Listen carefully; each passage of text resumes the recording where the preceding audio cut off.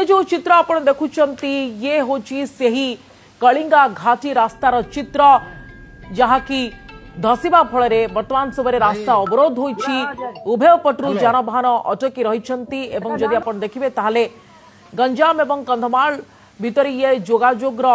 एकमात्र रास्ता किंतु ये रास्ता वर्तमान समय जो भली अवस्था रही चलाचल बाधाप्राप्त होउछि लगान वर्षा जोगु एभली स्थिति वर्तमान उपजिछि बड़ बड़ पत्थर खंड केमिति आसी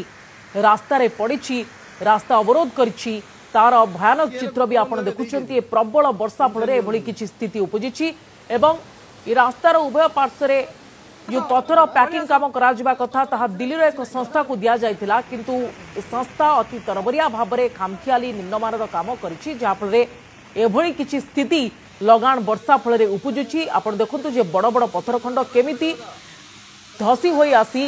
रास्ता रे पड़िछि जहा फल एभली स्थिति उपजिछि भूस्खलन घटिछि एवं रास्ता पूरा पूरी अवरोध होइछि जीवा सेवा बाधा प्राप्त होइछि।